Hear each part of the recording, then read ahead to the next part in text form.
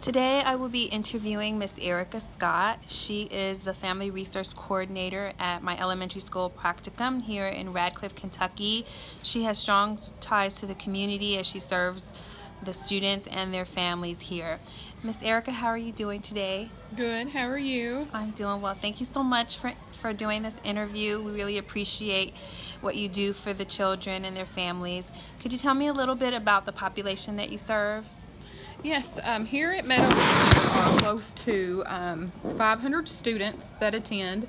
The Resource Center is open to all students and families. Primarily, though, the families that I work with are families that are struggling with things at home, finances. Here at Meadowview, we have approximately 65% of our students are on free and reduced lunch.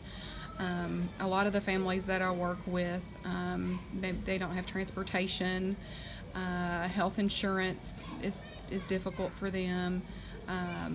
Many are unemployed or on disability. Also work with a lot of families that have that are homeless or in foster care, have a parent or guardian incarcerated. So although we have a large population of students here, my focus most days are on the families that are struggling in some way or another. Could you tell me about some of the services that you offer to help these families and students?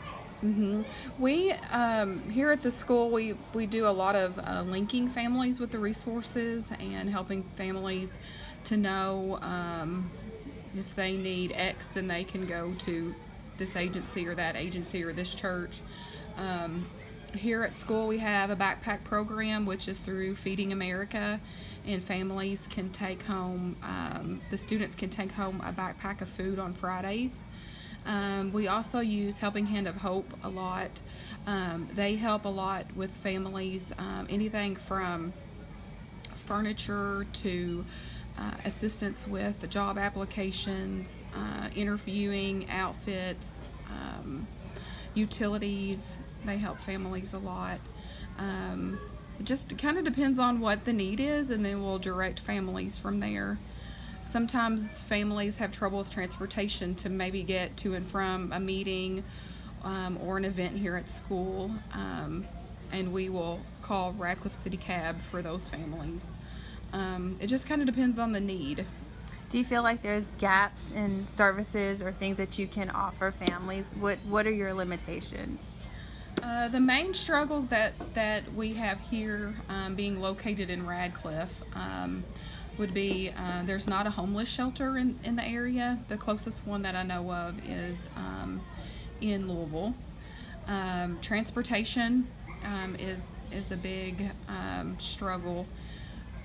The school, we have limited finances. We can call City Cab for school kind of appointments, but other than that, there's not really a public transportation here in Radcliffe. So I would say those are the two of the hurdles that are really challenging. Are there any ways that you can that you've attempted to help them in other ways besides just the taxi? Families with transportation. Yeah, we have here in E-Town, there's EC3, which is the technical school for Hardin County, and we had a family before that had needed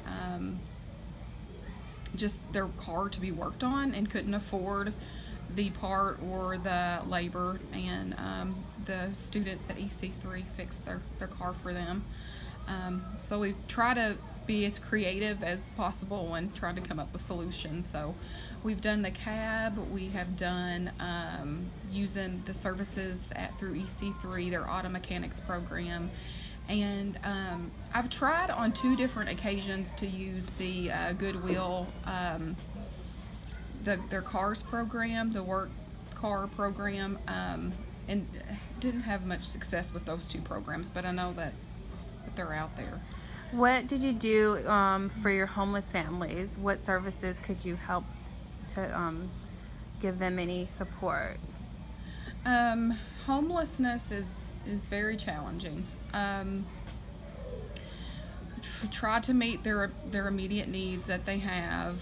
A lot of times our homeless families are living with a relative, a neighbor, and then in that case we help as much as we can, just trying to be like a support for the family that has taken them in. Families who are actually like on the streets or in the car, we're really limited on what we can do. It's actually, when families have children and they're homeless, it's actually a social service call.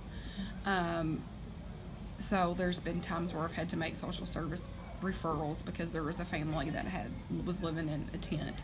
Not necessarily because I wanted to get anyone in trouble, but they have additional supports and services through the cabinet, and they will open the case for homelessness. So I've had to do that before.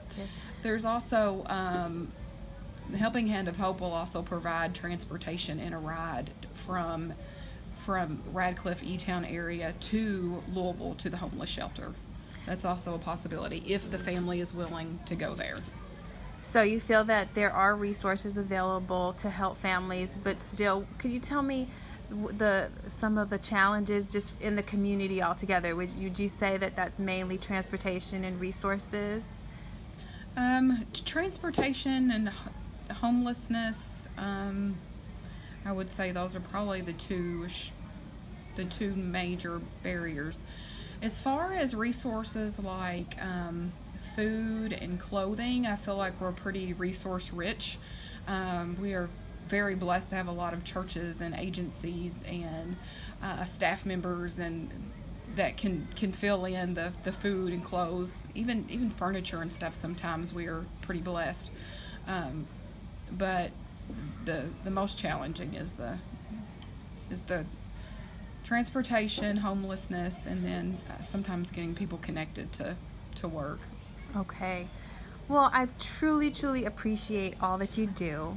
I think you're wonderful for helping all these students and their families during challenging times in their lives. So thank you so much.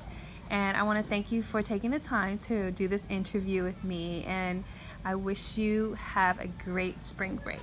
Thank you.